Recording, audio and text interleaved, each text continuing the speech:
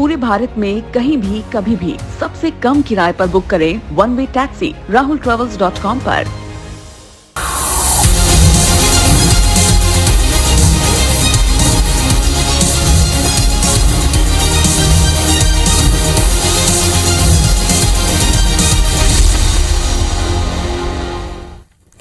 नमस्कार, good evening, स्वागत है आप सबका। मैं हूं पुनीत पाठक और आप देख रहे हैं न्यूज डिकोड, खबरों का महाबुलेटिन, जिसमें हम लेते हैं हर बड़ी खबर की खबर, क्योंकि हर अहम खबर के पीछे छिपी है एक असल खबर। तो चलिए शुरू करते हैं आज का न्यूज डिकोड। आपने कहावत सुनी होगी, कई जगह सड़कों पर किनारों पर लिखी देखी होगी, सावधानी हटी दुर्घटना घटी। एक ऐसे वीडियो से आज हम अपने बुलेटिन की शुरुआत कर रहे हैं, जो कि सोशल मीडिया पर शायद आपने देखा हो, क्योंकि वीडियो वायरल है। इसे देखकर निश्चित तौर पर आपकी भी सांसें थम जाएंगी। एक लापरवाही कैसे जिंदगी पर अचानक भारी पड़ती, देखें। रील बनाने की धुन में युवक, रफ्तार से आती ट्रेन। वीडियो देखकर आपकी भी सांसें थम गई होंगी। ये दिल दहला देने वाला वीडियो तेलंगाना के काजीपेट रेलवे स्टेशन का है, जहां अक्षय नाम का युवक अपने दो दोस्तों के साथ ट्रैक पर एक वीडियो शूट कर रहा था। अक्षय वीडियो बनाने में इतना मगन हो गया कि पीछे से आती ट्रेन का भी ख्याल नहीं रख पाया और हादसे का शिकार हुआ। गनीमत ये कि उसकी जान बच गई। घटना के बाद ट्रैक पर काम कर रहे शख्स ने घायल को अस्पताल पहुँचाया। रील बनाने के दौरान हादसों की तमाम घटनाएं सामने आई, जिसमें लोगों की जान तक गई है।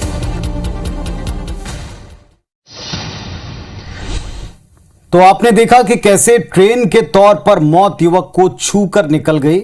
आखिर इस घटना का सबक क्या है, जरा इस बात को भी डिकोड करें। सोशल मीडिया पर लोकप्रियता पाना हर कोई चाहता है, यंग जनरेशन चाहती है। लोग वीडियो बनाकर पोस्ट करते हैं, खतरनाक स्टंट कर वीडियो बनाते हैं, खतरनाक जगहों पर जाकर अपनी जान जोखिम में डालने से बाज नहीं आते, सेल्फी लेते हैं और कई बार ऐसा करने के फेर में हादसे होते हैं, जिसकी तस्वीरें भी वायरल होती हैं। लोगों को अपनी जान से हाथ धोना पड़ा है, ऐसे भी एक नहीं कई उदाहरण। ऐसे में बार बार हम अपील करते हैं कि सेल्फी या सोशल मीडिया के ऊपर रील बनाना, वीडियो डालना, इससे शायद आपको थोड़ी पॉपुलैरिटी मिल जाए, शायद आपको कुछ पैसों की कमाई हो जाए, लेकिन इसके लिए जान को दांव पर लगाना कितना उचित है। खतरनाक जगहों पर सेल्फी लेने या वीडियो बनाने से आप बचें। इस तरह का खतरनाक स्टंट करते हुए वीडियो बनाने से बचें, क्योंकि एक बात समझनी बहुत जरूरी है कि चंद लाइक्स और थोड़ी सी लोकप्रियता के लिए जान को खतरे में डालना कतई समझदारी नहीं है, क्योंकि जान है तो जहान है। यह जीवन का एक बड़ा सच है। चलिए आगे बढ़ते हैं, खबरों पर आते हैं और छत्तीसगढ़ में ट्विटर वॉर की चर्चा करते हैं। डॉक्टर रमन सिंह ने राहुल गांधी के एक वीडियो के जरिए कांग्रेस के ऊपर सीधे हमला बोला, तो कांग्रेस पार्टी ने भी रमन सिंह का एक पुराना वीडियो ट्वीट किया और पलटवार किया। छत्तीसगढ़ की राजधानी में ट्विटर एक सियासी हथियार बन चुका है। ट्वीट का जवाब ट्वीट से दिया जाता है। ताजा मामला कांग्रेस के एक ट्वीट का है। कांग्रेस ने डॉक्टर रमन सिंह का पुराना वीडियो जारी किया, जिसमें डॉक्टर रमन सिंह की जुबान फिसल गई थी। माननीय मोदी जी के निधन पर शोक व्यक्त किया। कांग्रेस ने ये वीडियो क्यों जारी किया? इसका जवाब ये कि कल महंगाई के खिलाफ हो रहे प्रदर्शन में राहुल गांधी की जुबान फिसल गई। इसका वीडियो रमन सिंह ने ट्वीट किया था। इस ट्वीट के जरिए रमन सिंह ने सीएम भूपेश पर भी निशाना साधा था। आटा 22 रुपए लीटर, आज 40 रुपए लीटर केजी। रमन सिंह के बयान पर सीएम भूपेश बघेल ने पलटवार भी किया। विपक्ष के नेता यदि कोई बात कहते हैं तो गंभीरता से उसकी जवाब देना चाहिए, उसका हंसी नहीं उड़ाना चाहिए। कितने बार इनकी जवानी फिसली है। रमन सिंह तो मोदी जी को श्रद्धांजलि दे दिए थे। कुल मिलाकर हर पार्टी के नेताओं की जुबान फिसलने के एक नहीं कई उदाहरण मौजूद हैं। बस होता ही है कि विपक्षी दलों को हमला करने का और मजाक उड़ाने का एक मौका मिल जाता है। तो जुबान क्या फिसली, हंगामा बरप गया। देश की राजनीति में ऐसे एक नहीं कई उदाहरण मौजूद हैं। अब ये उदाहरण क्या है और उनका मैसेज क्या है, इस बात को भी डिकोड करते हैं। कुछ ही दिन पहले याद होगा आपको, कांग्रेस के नेता अधीर रंजन चौधरी विवादों में पड़ गए। उनके मुंह से राष्ट्रपति की जगह राष्ट्रपत्नी निकल गया था और ये उनका कहना था कि निकल गया। कईयों ने आरोप लगाया जानबूझ के था। विवाद हुआ, सफाई आई। बीजेपी ने कांग्रेस को आड़े हाथों लिया था। इसी तरह कांग्रेस नेता रणदीप सुरजेवाला ने कहा था कि सीता मैया का चीरहरण हुआ था। 2014 में चले पीछे, सपा नेता आजम खान ने कारगिल युद्ध को मुस्लिम सैनिकों द्वारा जीते जाने की बात कही थी, बखेड़ा खड़ा हो गया। इसी तरह प्रधानमंत्री मोदी ने एक बार कहा था कि कुत्ते का बच्चा भी अगर कार के नीचे आता है तो दुख होता है। पीएम मोदी के इस बयान पर भी काफी हंगामा हुआ था। अमेरिका के पूर्व राष्ट्रपति बेल्जियम को एक शहर बताकर सुर्खियों में और विवादों में आ गए थे, जबकि वो एक देश है। 2008 में अमेरिकी सीनेटर जॉन मैकेन ने यह कह दिया था कि इराक पाकिस्तान पड़ोसी देश हैं, जबकि ऐसा है नहीं। कुल जमा यह कि ऐसे एक नहीं कई उदाहरण हैं जहां नेताओं की जुबान फिसली, और यह केवल हमारे देश में नहीं बल्कि दुनिया के कई देशों में ऐसा होता रहा है। और शायद इसलिए कहा गया है कि जबान संभाल के आपको अपनी बात कहनी चाहिए। मुंह से आप क्या कह रहे हैं, किस तरह से कह रहे हैं, इस पर आपको ध्यान रखना चाहिए। और अगर आप सार्वजनिक जीवन में नेता हैं तो फिर तो आपको जरूर ध्यान रखना चाहिए। 2023 के विधानसभा चुनाव के लिए अब सभी दल तैयारी में जुट चुके हैं, रणनीतियां बना रहे हैं। बीजेपी संगठन भी तैयारी कर रहा है। बीजेपी ने निकाय चुनाव में हारी हुई सीटों के लिए एक पूरी प्लानिंग की है कि वहां कैसे जीते। विधानसभा प्रभारियों का फीडबैक लेकर उस पर मंथन शुरू किया है। देखें आप। मध्य प्रदेश बीजेपी संगठन ने मिशन 2023 की तैयारी शुरू कर दी है। आज फिर बीजेपी की बैठक में निकाय चुनाव में हारी हुई सीट के विधानसभा प्रभारियों से फीडबैक लिया गया और उस पर मंथन हुआ। बैठक में संगठन मंत्री शिव प्रकाश, प्रदेश बीजेपी अध्यक्ष वीडी शर्मा मौजूद रहे। कल भी बीजेपी की कोर कमेटी बैठक के बाद बदलाव के कई संकेत मिल रहे थे, जिसमें कई विषय पर चर्चा हुई और कार्यकर्ताओं के बल पर हारी सीटों पर फोकस करने की रणनीति बनी। तो बूथ सशक्तिकरण का अभियान यही था। इसलिए ये रूटीन प्रोसेस है भारतीय जनता पार्टी की। जहां पर हम कहीं कमजोर है ना चुनाव हारे, तो आगामी चुनाव जीतने के लिए क्या तैयारी होगी उसके बारे में भी हम सब लोगों ने मिलकर के बातचीत की है। भारतीय जनता पार्टी के संगठन की मजबूती ही आधार हमारा है। मध्य प्रदेश में फिलहाल बीजेपी के पास 127 सीटें हैं, लिहाजा कांग्रेस के अभेद किले कहलाने वाली सीटें और निकाय चुनाव में जिन सीटों पर बीजेपी को हार मिली उन पर फोकस करते हुए पार्टी 2023 की राह को आसान करने में जुटी है। तो भारतीय जनता पार्टी अब मिशन बदलाव की राह के ऊपर है और ये बीजेपी के लिए बड़ा जरूरी है। क्यों जरूरी है, जरा इस बात को डिकोड कर लें। निकाय चुनाव के नतीजों से यह बात साफ हो चुकी है कि सालों तक सत्ता में रही बीजेपी की स्थिति उतनी मजबूत नहीं है जितना दावा है, पार्टी बात जानती। निकाय चुनाव में यह बात सिद्ध हुई कि कांग्रेस की जमीन एमपी में अभी भी मजबूत है और ऐसे में बीजेपी को अब जिन सीटों पर उसकी हालत ठीक नहीं लगती वहां मेहनत करनी पड़ेगी। बात संगठन में बदलाव की, क्यों बदलाव हो, तो इसका जवाब ये कि मौजूदा संगठन के होने पर निकाय चुनाव में प्रदर्शन संतोषजनक नहीं रहा और इसीलिए संगठन में मौजूदा स्वरूप में परिवर्तन बड़ा जरूरी है, क्योंकि 2023 के लिए पार्टी कोई रिस्क लेना नहीं चाहती। पार्टी जानती है कि 2018 में भी उसको सत्ता नहीं मिली थी। 2020 का जो घटनाक्रम है वो पूरे देश ने देखा। अब छत्तीसगढ़ और कर्मचारियों की बात करते हैं। एक हड़ताल खत्म तो दूसरी शुरू। छत्तीसगढ़ में कर्मचारियों की हड़ताल का सिलसिला बदस्तूर जारी रहा। आज दैनिक वेतनभोगी कर्मचारियों की हड़ताल को बीजेपी ने अपना समर्थन दिया। रमन सिंह ने खुद धरना स्थल पर जाकर अपना समर्थन व्यक्त किया।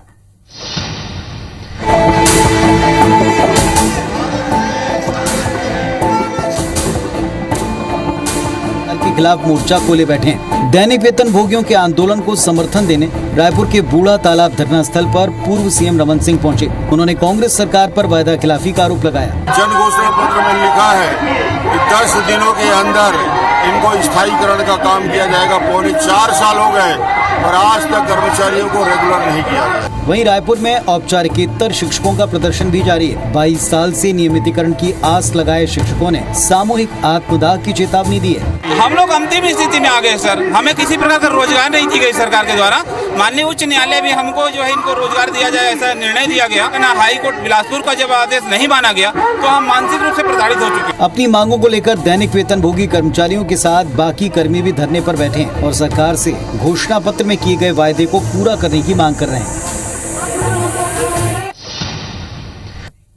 तो कह सकते हैं आपके छत्तीसगढ़ में हड़ताल का एक सिलसिला सा चल पड़ा है। ये हड़तालें सरकार के लिए जी का जंजाल बन चुकी हैं। विपक्षी दल भाजपा हड़ताल को अपना समर्थन देकर जाहिर तौर पर गुस्से का या लोगों की मांग का समर्थन कर उन्हें अपना बनाना और सरकार के खिलाफ गुस्सा भड़काना चाहती है। विपक्ष की इसमें रणनीति और क्या है, डिकोड करते हैं। पहली बात जो साफ दिखती है कि नियमित सरकारी कर्मचारियों के अनिश्चितकालीन हड़ताल करने से सरकार ने अपनी मांगे मनवाई। सरकार से अपनी मांगे मनवाकर जो कर्मचारी संगठन थे उनके सामने एक उदाहरण रख दिया है। हड़ताल करने वाले जितने भी जो लोग हैं, दैनिक वेतनभोगी और दूसरे कर्मचारियों के हौसले उस हड़ताल और उसके असर को देखकर अब बुलंदी पर है। दैनिक वेतनभोगी कर्मचारियों के धरना स्थल पर पूर्व सीएम रमन सिंह पहुंचे। इससे भी हड़ताली कर्मियों को निश्चित तौर पर बल मिला होगा।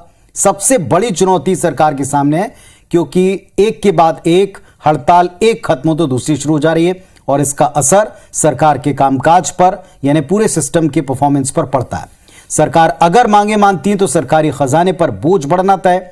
अब देखना यह कि सरकार कैसे इसे बैलेंस करती है, मैनेज करती है, कैसे इस बात से निपटती है। क्योंकि इतना तो तय है कि अगर आप मांगों को मानते हैं, स्वीकारते हैं, तो आपके सामने वित्तीय प्रबंधन की चुनौतियां होंगी, और नहीं मानते हैं तो कई सारी चुनौतियां सरकार के सामने विपक्ष के साथ बढ़ती।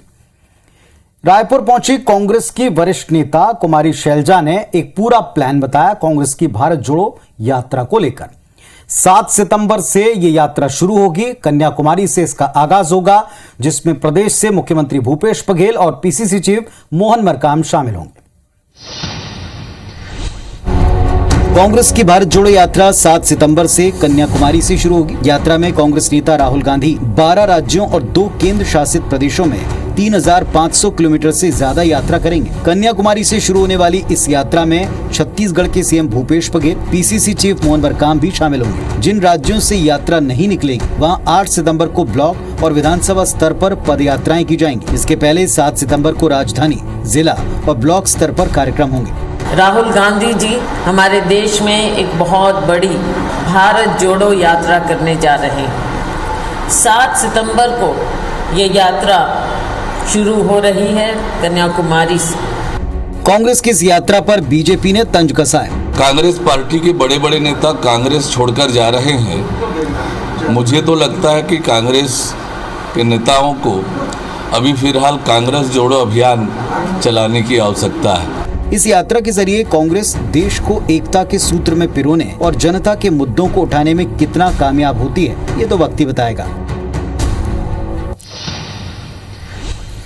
चलिए अब ये वक्त तय करेगा कि कितना ज्यादा ये यात्रा कांग्रेस के लिए जमीन के ऊपर मजबूती देने वाली रहती है और कितना लाभ मिलता है, उसके लिए थोड़ा इंतजार करना पड़ेगा। लेकिन आपको एक तस्वीर हम अभी दिखाएंगे जिसका असर भी आप समझ पाएंगे। भिंड में जीवाजी यूनिवर्सिटी की परीक्षा हो रही थी, बोर्ड परीक्षा थी, लेकिन नकल का खुला खेल इसमें दिखा। देखें आप जरा। नकल का ये खुला खेल भिंड के विवेकानंद कॉलेज में खेला गया, जहां जीवाजी यूनिवर्सिटी के एलएलबी का आखिरी पेपर था। इसके लिए भिंड में 3 परीक्षा केंद्र बने, जहां परीक्षा शुरू होने के कुछ देर बाद ही IBS 24 की टीम विवेकानंद कॉलेज के एग्जाम हॉल पहुंची तो नजारा हैरान करने वाला था। सभी परीक्षार्थी खुलेआम नकल कर रहे हैं, चिट के सहारे कॉपी छापते पाए गए। मामले को लेकर कॉलेज के प्राचार्य गोलमोल सा जवाब देती नजर आई। 25 नकल या 24 बनी थी। उसको सुनने के बाद ही मैंने अपने कॉलेज की टीम बनाई और अगले दिन हमारे कॉलेज की मीटिंग हुई। वहीं इस पर जीवाजी यूनिवर्सिटी ने जांच का आदेश दे दिया है। नकल रोकने के लिए हम जिले स्तर पर और विश्वविद्यालय के स्तर पर फ्लाइंग स्क्वाड बनाते हैं, तो समय समय पर निरीक्षण करते हैं, लगातार निरीक्षण करते हैं। आपने जो विषय भी मुझे बताया मेरे संज्ञान में अभी ही आया है, तो मैं इसकी जानकारी लूंगा और जो भी नियम में कार्रवाई होगी सख्त से सख्त कार्रवाई की जाएगी। ग्वालियर चंबल में नर्सिंग परीक्षा के दौरान फर्जीवाड़े का मामला अब तक शांत भी नहीं हुआ कि LLB परीक्षा में खुलेआम होती नकल हैरान करने वाली रही। तो खुलेआम नकल चल रही है, कानून पढ़ने वाले नियमों की धज्जियां उड़ा रहे हैं। आखिर क्या मायने हैं इस पूरे घटनाक्रम के, क्यों ये इतनी संजीदा बात है, इस बात को भी डिकोड कर लें। पहली बात जो समझ में आती वो ये कि पूरा कॉलेज प्रबंधन सवालों के घेरे में आ चुका है। कॉलेज प्रबंधन की सहमति के बिना सामूहिक तौर पर खुलेआम भला कैसे कोई नकल कर सकता है। दूसरी बात यह कि सामूहिक नकल के लिए छात्रों से पैसे लिए गए होंगे, ऐसे कई उदाहरण हैं। छात्रों को नकल के लिए पैसे देने में कोई आपत्ति भी नहीं हुई होगी, लेकिन अब सवाल यह है कि कॉलेज प्रबंधन इतना भ्रष्ट आचरण कैसे कर सकता है। विश्वविद्यालय प्रबंधन मामले की जांच के आदेश दे रहा है। देखना यह कि जांच वास्तव में वक्त पर पूरी होती है तो क्या निकलता है और इस पूरे मामले में क्या कार्रवाई होती है या इस पूरे मामले को यूं ही रफा दफा किया जाता है? क्योंकि जब तक ऊपर से शय ना हो तब तक किसी की इतनी हिम्मत कैसे हो सकती है कि वो खुलेआम नकल करे, यह भी बड़ी बात है। दिल्ली की सियासत में नई शराब नीति पर बवाल नहीं थम रहा। आज भारतीय जनता पार्टी ने एक स्टिंग का वीडियो जारी कर केजरीवाल और सिसोदिया पर कमीशन खाने के आरोप लगाए। हालांकि IBC 24 इस कथित स्टिंग वीडियो के पुख्ता होने की पुष्टि नहीं करता।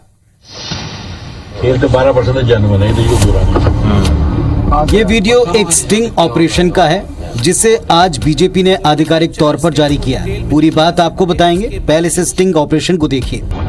आज गाड़ी को माल आया 100 करोड़ का, 12 करोड़ रुपया दोनों कमीशन आ गई, 6 करोड़ काला करके हमें दिक्कत सी सारी। इस स्टिंग ऑपरेशन के जरिए बीजेपी ने आरोप लगाया कि नई शराब नीति से सीएम अरविंद केजरीवाल और डिप्टी सीएम मनीष सिसोदिया ने कमीशन कमाया। स्टिंग जारी करने के बाद भाजपा ने प्रेस कॉन्फ्रेंस की।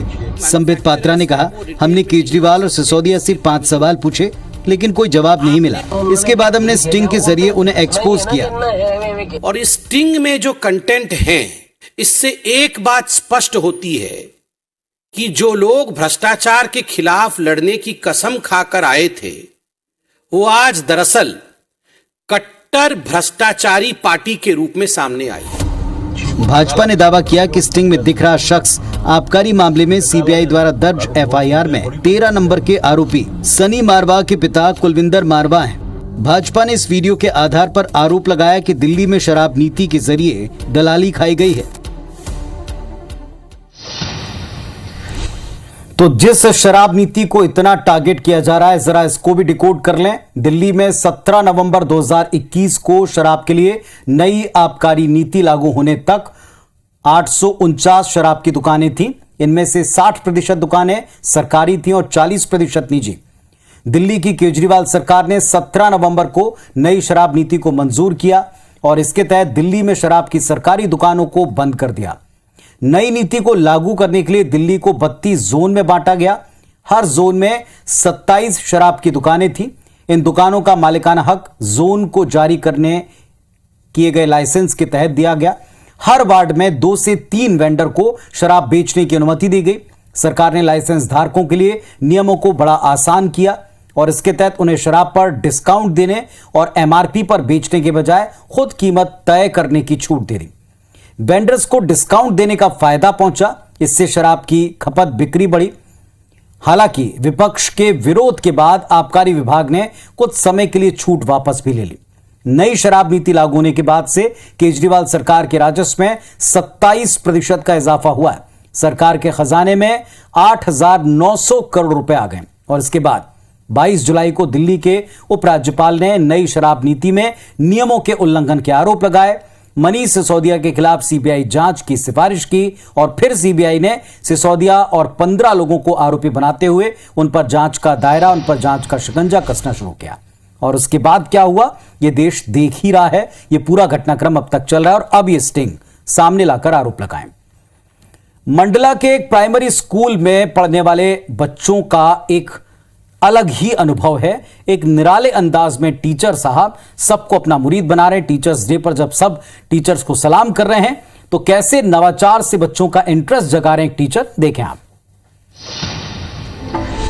मंडला के टिकरिया गांव के प्राइमरी स्कूल के टीचर प्रियदर्शन पटेल के बच्चों को पढ़ाने का अंदाज सबको अपनी ओर आकर्षित कर रहा है। फर्ज कीजिए अगर बच्चों को अनार का अ पढ़ाना होता है तो प्रियदर्शन किताब से नहीं बल्कि अनार का पेड़ दिखाकर इसकी जानकारी देते हैं। बच्चों को शिक्षा के प्रति आकर्षित करने के लिए अपने स्कूल के मैदान के गेट से लेकर स्कूल की कक्षाओं तक इतने नवाचार किए कि अगर कोई बच्चा इस स्कूल में आ जाए तो बिना सीखे जा नहीं सकता। दरअसल आ से ज्ञा तक के शब्दों को सिखाने के लिए पेड़ पौधों, कंकड़ पत्थर, गाड़ियों के पहिए समेत कई चीजों को दिखाकर और समझाकर वे शिक्षा देते हैं। इतना ही नहीं, बच्चों को अच्छी शिक्षा मिल सके इसके लिए शिक्षक ने स्कूल में स्मार्ट टीवी और कंप्यूटर भी लगा रखे हैं। स्कूल में आते हैं, पेड़ पौधे भी लगाए हैं, पढ़ते हैं और ध्यान करते हैं। बोलती दीवारें एक प्रकार से हमने बनाने का प्रयास किया है क्योंकि सिर्फ बताने अकेले चीज़ें से वो उतना अच्छे से ग्रहण नहीं कर पाते थे। पर्यावरण के बारे में जागरूक करना है, पेड़ पौधे दिखाना है,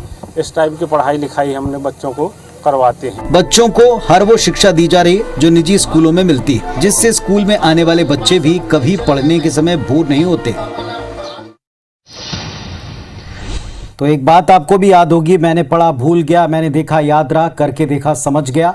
ये जो साइंस का एक छोटा सा फॉर्मूला था, इसको टीचर साहब ने, गुरुजी ने बहुत अच्छी तरह से अडॉप्ट किया है और इसीलिए यहां बच्चों का न केवल पढ़ाई में इंटरेस्ट है बल्कि वो अच्छी तरीके से इन चीजों को समझकर आगे एक्सप्लेन भी कर पाते हैं। ऐसे तमाम टीचर्स को शिक्षक दिवस पर हमारी पूरी टीम की तरफ से हम सैल्यूट करते हैं, सलाम करते हैं, जो काम वो करें। आज के लिए बस इतना ही। कल फिर आपसे 8:55 पर मुलाकात होगी न्यूज डिकोड में। तब तक अपना और परिवार का अच्छे से ख्याल रखें। नमस्कार, शुभ रात्रि।